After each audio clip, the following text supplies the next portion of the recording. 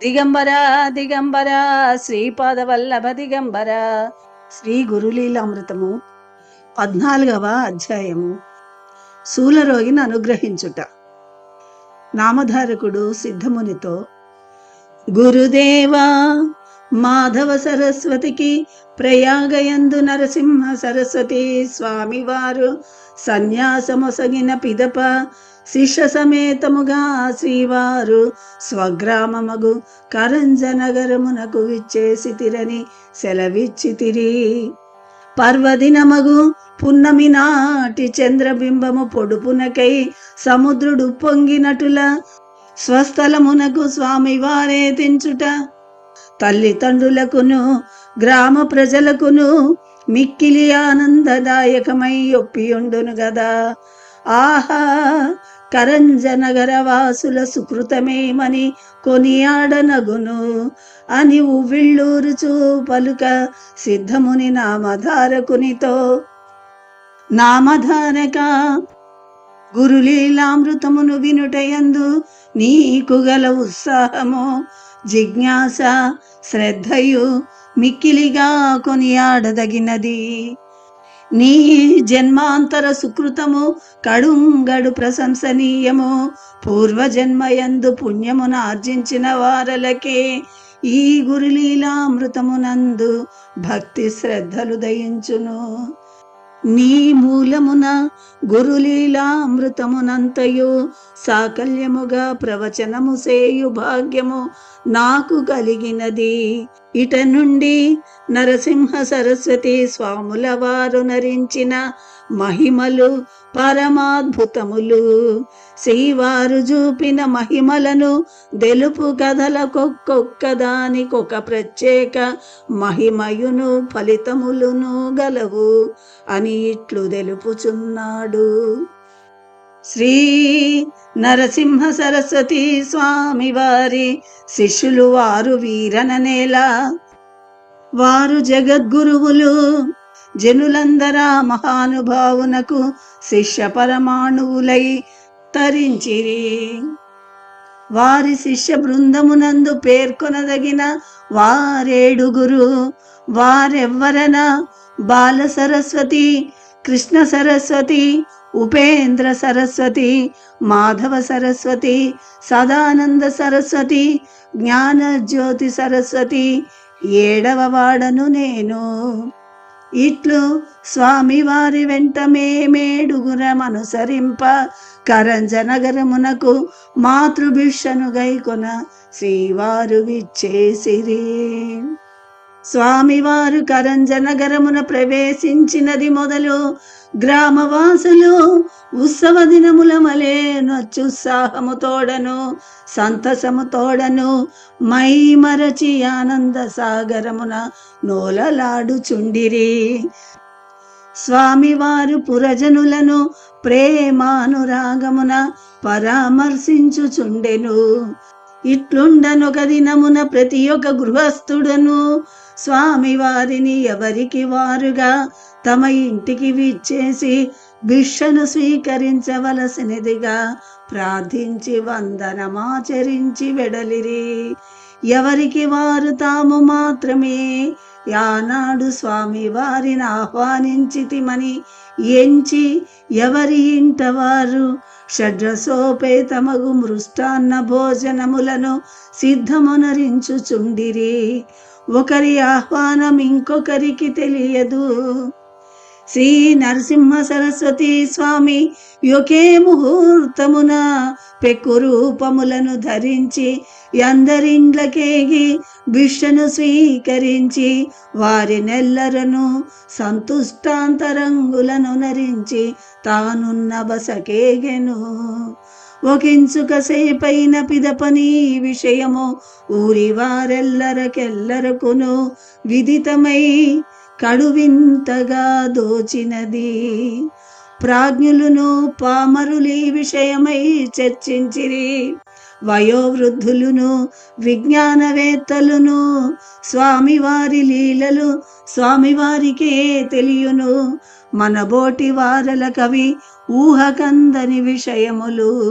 సూర్య భగవానుడొక్కడయ్యును చూపరులకెల్లకొక్కొక్కడై తోచునటులను తానొక్కడయ్యును 16,000 గోపికలతో శ్రీకృష్ణ పరమాత్మ కూడియాడి ఆనందింపజేసినటుల గృహస్థులనందరినొకేసారిగా శ్రీవారు సంతృప్తి నొందించిరని మనము సమాధాన పడవలయును. ఈ మహనీయుడు నిస్సందేహముగా త్రిమూర్తి స్వరూపుడగు దత్త గురుదేవులని పురజనులు కొనియాడిరి. తల్లిదండ్రులగు అంబయు మాధవ శర్మయును స్వామివారిని దేవదేవుడను భావముతో పూజించిరి. స్వామివారు శ్రీపాద శ్రీవల్లభుల రూపమున తల్లిదండ్రుల పూజనందుకొనిరి. ఆ పుణ్య దంపతుల ఆనందము అనుభవైక వేద్యమే కాని దానిని తరులు వర్ణింపజాలరు. అంబ అలనాడు పుత్ర సహితయై కృష్ణానది అందాత్మహత్యనొనరించుకొన ప్రయత్నింప నాయమ ప్రాణములను గాపాడుటయేగాక మూర్ఖుడకు పుత్రుని పండితోత్తమునిగా నొనరించి ఈశ్వరారాధనమునరింపుమని ఉపదేశమొసగి మరలని జన్మంబున తన గర్భవాసమున స్వామియే యుదయించుట శ్రీవారి నిర్హేతుక జాయమాన కటాక్షమునకు నిదర్శనమని ప్రార్థించెను. ఇంకను అంబ స్వామి జనన మరణ ప్రవాహ రూపమగు సంసార చక్రము నుండి సముద్ధరింపుమని ప్రార్థింప స్వామివారాయామతో తల్లి కులముననొకడు క్రమసన్యాసమును స్వీకరించిన నాతని ముందు 21 తరముల వారును శాశ్వత బ్రహ్మలోక పదమును బడయుదురు. అంతదనుక నొకవేళ నాతని పితృదేవతలు నరకకూపమున బడియుండిరేని వారలు వారి వంశీయుడాశ్రమ స్వీకారమునరించినంతని ఉత్తమ పుణ్యలోకములకు వెడలుదురు. నీ గర్భవాసమున నేను జన్మించి నీ ఆశీర్వచనముల నుండి సన్యసించిన పిదప నీకు నరకమను ప్రశస్తి ఇంకెక్కడిది? ఇంక ముందు నీకు మాతృగర్భవాస నరకము కూడా నుండబోదు. అనగా నీకు జన్మరాహిత్యమగును. నీ జన్మ చరితార్థమైనది. నీవు పుత్రులతోడను పౌత్రులతోడను సుఖముగా కాలము గడిపి ముసలితనమున కాశీపట్టణము చేరి యా అవిముక్త స్థానమున శివైక్యము నొందగలవు అని తెలిపెను. నరసింహ సరస్వతి స్వామి వారు సన్యసించిన పిదప నొక చెల్లెలు నొక తమ్ముడును జన్మించిరి. చెల్లెలు పేరు రత్నాంబ. తల్లితో కూడా నాయమ స్వామివారి అమృతపు జల్లుల వంటి చల్లని పలుకులనాలకించుచు శ్రీవారితో ప్రభు జీవితము సుఖ దుఃఖమయము, సంసారము సారరహితమైనది. మీరు నాకు ఉపదేశమునరించిన నేనెచటకైనా నేగి భగవన్నామ చింతనమునరించుచు జీవితమును గడుపనభిలషించుచున్నానని విన్నవించెను. అందులకు స్వామివారు మందహాసమునరించి చెల్లెలగు రత్నాంబతో కళ్యాణవతి, ఏకాంతవాసము జపతపములు స్త్రీలకు అనవసరము. స్త్రీలకు పతిసేవ పెన్నిధి వంటిది. పతిసేవను మించిన పరమధర్మము స్త్రీలకు వేరెండు లేదు. పతిభక్తి వలన పాతివ్రత్య మహిమ కలుగును. పాతివ్రత్య ప్రభావమున సాధింపరాని దెద్దియును లేదు. పతిని విడనాడి పడతులు చేయు జపతపములన్నీయు సమస్త కాంక్షల నీడేర్చు చింతామణిని చేజేతులా వదలుకొని గాజు పెంకులకై ప్రాకులాడుటవంటిదే అగునని బోధించెను. స్వామివారి ప్రబోధమునకు రత్నాంబ సంతసించి శ్రీవారిని ఉద్దేశించి, మహాత్మా, మీరు త్రికాల వేదులు, మీకు తెలియని దెద్దియును లేదు. నా భవితవ్యమును గురించి తెలుపుడని వేడెను. అందులకు నరసింహ సరస్వతి స్వాముల వారు, సౌభాగ్యవతి, కర్మ సంచితం ఇంకనూ నీకు నశింపలేదు. వెనుకటి జన్మయందు కారణాంతరమున నీ ఒక గోవును కొట్టితివి. ఆ దెబ్బచే నా యావు మరణించినది. గోహత్యా దోషమున నీకు కుష్ఠవ్యాధి ఏర్పడనున్నది. అదియునుగాక మునుపటి జన్మయందే పొరుగింటనున్న భార్యాభర్తలకు కలహమును కల్పించితివి. తత్ఫలితముగా నా దంపతులకు ఎడబాటు పొసగినది. కావున నీవు నీ భర్తకి ఈ జన్మమున దూరమగుదువు. నీ భర్త నీకు కానివాడై నీవు కుష్ఠవ్యాధిచే బాధనొందిన గాని నీ పాపము నిర్మూలము కాదని సెలవు సంగెను. రత్నాంబ మిక్కిలి వగచి, ప్రభు, జగదీశ్వరుడవైనను జగద్గురువైనను ఆపద్బాంధవుడవైనను నీవే. నీకన్నా నాకొక్కరు దిక్కులేరు. నాకీ సంకటము దొరగు మార్గమును ఉపదేశింపుమని పాదములను బట్టి విలపించెను. అందులకు స్వామివారు, అమ్మాయి, దిగులందవలసిన పని లేదు. కర్మగతిని నిశ్శేషముగా తొలగింపవలను పడదు.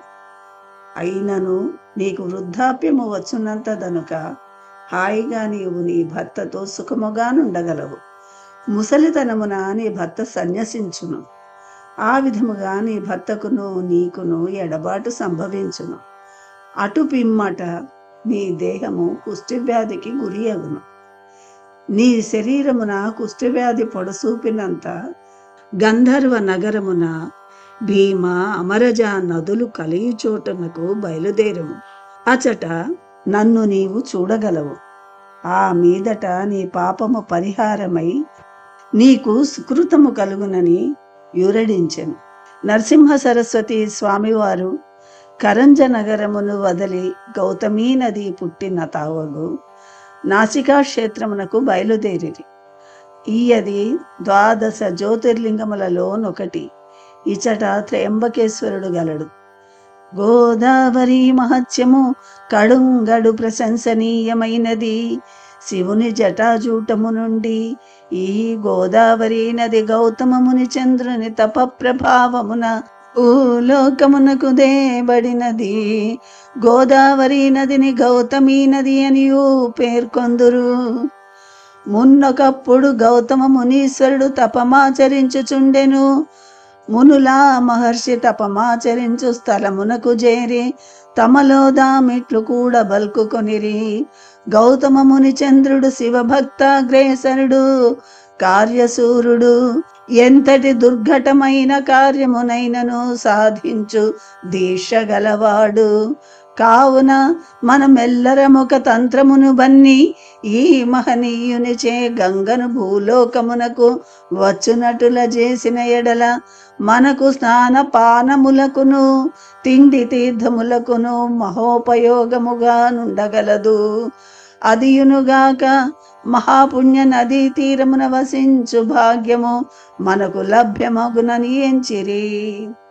గౌతమ మహర్షి వరి పైరును తన తపోవన భూమి యందు నాటియుండెను.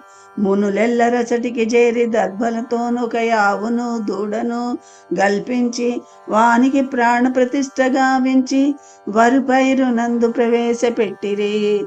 జపతపోనుష్ఠానముననున్న గౌతమ మహాముని యొక్క దర్భపోచను గోవత్సములను దోలుటకై విసరెను. ఆ దర్భపోచ తాకుడునకే యావు నేలగూలినది. మునుల పన్నాగము ఫలించినది. వారెల్లరూ గౌతమ ముని దరిజేరి గోహత్యా పాతకమునకు ప్రాయశ్చిత్తముగా గంగను భూమిపైకి గొనిదెచ్చి యా పవిత్ర వాహిని యందు స్నానమాచరించబలయునని తీర్మానముగా వించిరి. గౌతమ ముని చంద్రుడు గంగను భూమిపై రప్పించుటకు దీక్ష వహించెను. వేయేండ్లు శివుని గూర్చి ఘోర తపమునరించెను. శంకరుడు మహర్షి కఠిన తపశ్చర్య దీక్షలకు సంతుష్టాంతరంగుడై సాక్షాత్కరించి ఏమి వరము కావలయునని అడిగెను. గౌతముడు మునులు తన కంటగట్టిన కిల్బిషమును పాపుకొనుటకు లోకానుగ్రహార్థము గంగను భూమిపైకి వదులుమని మహేశ్వరుని ప్రార్థించెను. శివుడు గౌతముని అభిమతము మేరకు గంగను భూమిపై వదలెను. గౌతమ మునీంద్రునిచే గంగ భూమిపైకి దేబడిన కారణమున నా పవిత్ర వాహినిని గౌతమీ నది అని ప్రజలు వ్యవహరించుచుందురు. ఆ మహానదికి గోదావరి అను నామాంతరము కలదు. గౌతమి భాగీరథి వలె మహామహిమోపేతమైనది. ఆ నదీ తీరమున వసించినంత మాత్రమునకే 1,000,000 సంవత్సరములు తపమాచరించిన సుకృతము లభించునని పురాణములు చాటి చెప్పుచున్నవి. కావుననే శ్రీ నరసింహ సరస్వతి స్వామి వారు గోదావరి నదీ తీరమున గల ఆయా పుణ్యక్షేత్రములయందు సంచరించుచు మంజరీకమున మాధవారణ్యుడను ఒక మునిని గాంచెను. మాధవారణ్యమౌని నృసింహోపాసకుడు ఈ నృసింహస్వామిని తన హృత్పద్మమున నిలిపి మానసిక పూజలనర్పించి ధ్యానించుచుండెను. ఇట్లుండ మాధవారణ్య స్వామి హృదయ కమలమున నృసింహస్వామిని ప్రతిష్ఠించుటకై ప్రయత్నము సలుప నరసింహ సరస్వతి స్వామి వారు శ్రీ గురు రూపమున సాక్షాత్కరించుచుండెను. మాధవారణ్యులకు నరసింహ పూజోపచారములనందుకొను శ్రీ గురుదేవుల వారు సందర్శనమొసగి సాక్షాత్కరించుట యామునికి మిక్కిలి ఆనందమును ఆశ్చర్యమును కలిగించెను. మునీశ్వరుడు శ్రీహరి పాద పద్మములపై సాగిలపడి మృక్కి బహుభంగుల స్తోత్రమునరించెను. స్వామివారా ముని హృదయమున నెల్లవేళలా నివసించెదనని అనుగ్రహించి విశ్వరూప సందర్శన భాగ్యమును ప్రసాదించిరి. మాధవారణ్య స్వామి నరసింహ సరస్వతుల వారి దివ్యాకృతిని గాంచి దేవదేవా పరంజ్యోతి స్వరూప ఆది మధ్యాంతరహిత త్రిముత్యావతార మాం పాహి సద్గురు నరసింహ సరస్వతి గురు సార్వభౌమా శరణు శరణు. మీ సందర్శన మహాభాగ్యమున నా తపము ఫలించినది, నా జన్మము ధన్యత నొందినదని ప్రార్థించెను. నరసింహ సరస్వతులు మునినుద్దేశించి వత్సా నృసింహాకృతిచే నన్ను మానసిక పూజోపచారములు నరించి ధ్యానించితివి. నీ భక్తికి నేను సంప్రీతి నొందితిని. నీకు మంత్రసిద్ధి అయినది. నేటి నుండి నా అనుగ్రహమున నీవు సిద్ధ సంకల్పుడవైతివి. నీకు అక్షయ పుణ్యలోకములను ప్రసాదించెదను. నీకు శుభమగుగాక అని ఆశీర్వదించి ఎట నుండి మరలిరి. నరసింహ సరస్వతి యతీశ్వర్లు శిష్య సమేతముగా గోదావరి తీరమున గల బ్రహ్మేశ్వర క్షేత్రమును ధరిసిరి. ఒక బ్రాహ్మణుడు మెడకొక బండను వ్రేలాడగట్టుకొని గోదావరి యందు దుమికి ప్రాణములను వదలనచటకేగు తెంచెను. అతనికి పరిణామశూలయను వ్యాధి కలదు. దాని బాధ దుర్భరముగా నుండెను. అన్నము దినిన పిదపనది జీర్ణమగునపుడా వేదన ఇంతింతనరానిది. కావున నాతడు బహుదినములకొక పరి ఎంగిలి పడుచుండెను. వెనుకటి దినమాతడు కించుక భుజించినాడు. ఇక నేమున్నది, నేడా బాధ యమలోకమైనది. ఆ పారుడు తనువుపై రోసి గోదావరి ఎందాత్మహత్యను నరించుకొన నుంకించుచు నిండు ప్రాణముల నీటి పాలు చేయవలసి వచ్చెను గదాయని వెక్కి వెక్కి ఏడ్చుచు పరమేశ్వరునుద్దేశించి దీనబంధు పశుపతి భోజన ప్రియులగు బ్రాహ్మణ వంశమున బుట్టి కడుపారా భుజింపనొల్లనైతినే.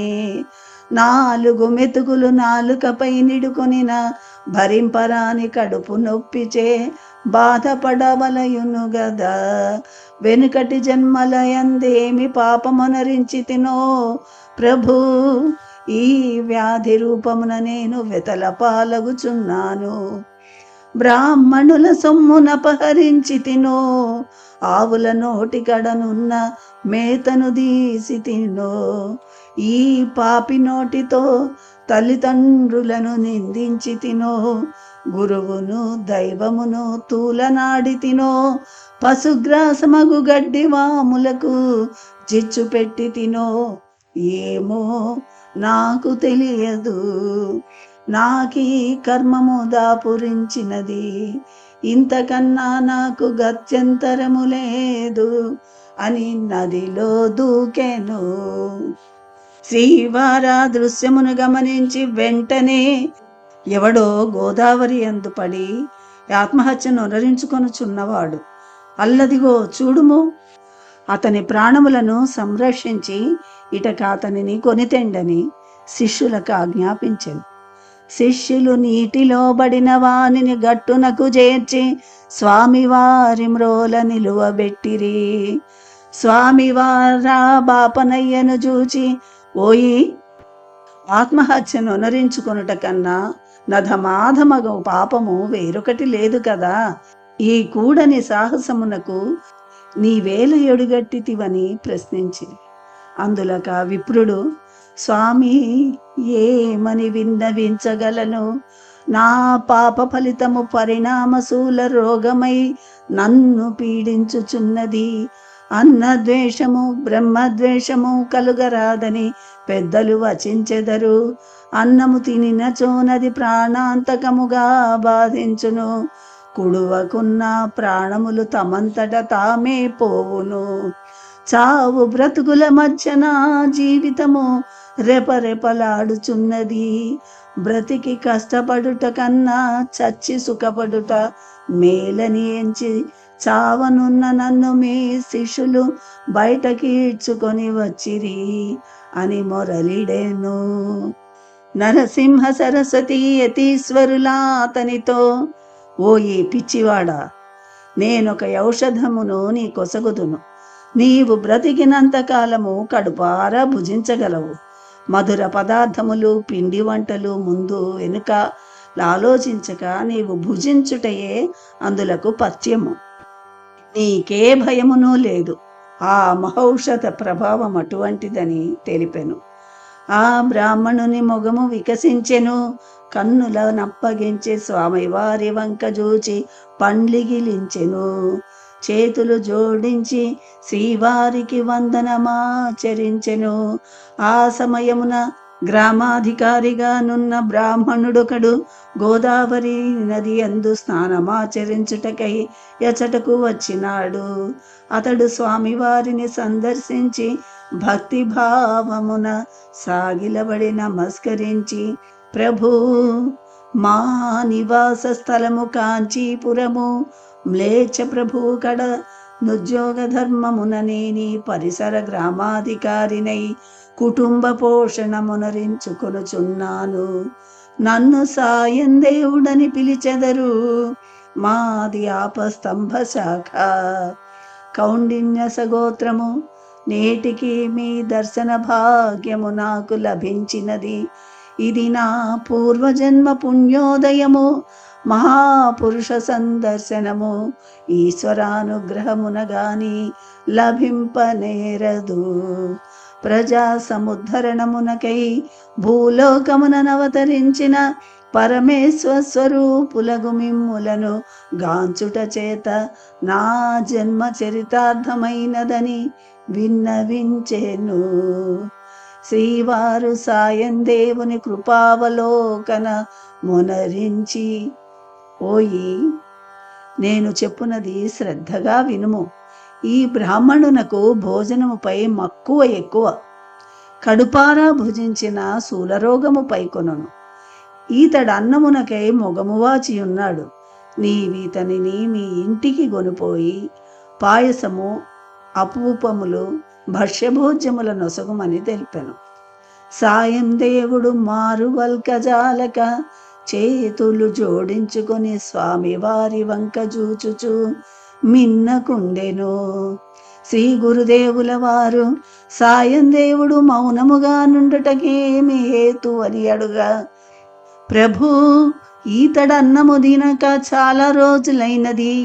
నిన్న 4 మెతుకులు నాలుకపై బడినవో లేవో, కడుపు నొప్పికి దాళజాలక నది యందు దుమికి చచ్చుటకు ప్రయత్నించెను. మీ ఆజ్ఞను శిరస వహించెదనా, నాకు బ్రహ్మహత్య దోషము ఆపాదించునను సంశయము పొడసూపుచున్నది. మీ మాట జవదాటి తినా, గురువు నాజ్ఞనుల్లంఘించిన ఘోర మహాపాపము నన్ను పీడించక మానదు. నా ఈ సందిగ్ధావస్థను మీరే పరిష్కరించవలయునని వేడేను. ఓయి, నా మాట వినుము. నెలకొక పర్యాయం ఈతడు 4 మెతుకులు తినుట అపత్యము. అనుదినము సుష్టుగా భుజించుటయే ఈతనికి పథ్యము. కావున లేనిపోని సంశయములను వదిలి మీ ఇంట నీతని కాతిథ్యమొసగుమని మరలా స్వామివారు గ్రామోద్యోగితో ననిరి. స్వామి, మీ ఆజ్ఞనౌదల దాల్చెదను. తమరును మీ శిష్యులెల్లరును మా ఇంట భిక్ష స్వీకరించవలసినదిగా మిమ్ములను ప్రార్థించుచున్నానని భిక్షావందనమునరించెను. స్వామి వారంగీకరించి నారాయణ స్మరణమునరించిరి. సాయం దేవుడు సంతసించెను. సాయం దేవుడు రుచ్యములగు పిండి వంటలు, పంచభక్ష్య పరమాన్నములు, అప్పడములు, వడియములు మున్నగునవి సిద్ధమునరింపుమని భార్యతో తెలిపి స్వామివారి రాకనామకిరిగించెను. ఆయమ మిక్కిలి భక్తి శ్రద్ధలతో వంటకములను రుచిగను శుచిగను సిద్ధమునరించెను. స్వామి వారికి ఉన్నతాసనమేర్పరిచిరి. వారి శిష్యులకు చితాసనముల నమర్చిరి. శూలరోగ పీడితుడగు బ్రాహ్మణుని పీటపై కూర్చున నేర్పరిచిరి. స్వామి వారిని సాయం దేవుడు భార్యా సమేతముగా నర్ఘ్యపాజాది విధుల సత్కరించెను. పాద పూజలు నరించెను. శ్రీవారా దంపతులను పుత్ర పౌత్రాభివృద్ధి అగునట్లును ధన కనక వస్తు వాహనములు సమృద్ధిగా సమకూరునట్లా ఆశీర్వదించిరి. శిష్య సమేతముగా స్వామివారు తృప్తిగా భుజించిరి. వ్యాధి పీడితుడు ఆపోసనమును బట్టి ప్రాణాహుతులను నోటి అందిడుకొని భుజింప మొదలిడేను. ఘృతనూప సమన్వితమగు శాల్యన్నమును బాగుగా భుజించెను. పచ్చళ్ళు పొడి కూరలను రుచి చూచి నంచుకొనెను. భక్ష్యములను దినెను. గారెలు నమిలెను. పాయసమును ద్రాగెను. మీగడ పెరుగన్నమును మితిమీరా భుజించి త్రేనుపులు తేల్చి ఉత్తరాపోసనమును తీసుకొని లేచెను. తాంబూల చర్వణమునరించెను. కడుపు నొప్పి స్వామివారాతనిని జూచుట తోడనే పోయినందున భుక్తాయసమైన నా విప్రునకు దోచలేదు. కడుపు నిండా భుజించిన కారణమున కంటి నిండా నిదురబోయెను. నామధారక నరసింహ సరస్వతి స్వామి వారి ముఖ సందర్శన లాభమున రోగములు పటాపంచలగును. కష్టములు గట్టెక్కును. ఆపదలు తొలగును. శ్రీవారి నామస్మరణమే సమస్త శుభములను ప్రసాదించెనని సిద్ధముని పల్కెను. అవధూత చింతన శ్రీ గురుదేవ దత్త. 14వ అధ్యాయము సంపూర్ణము.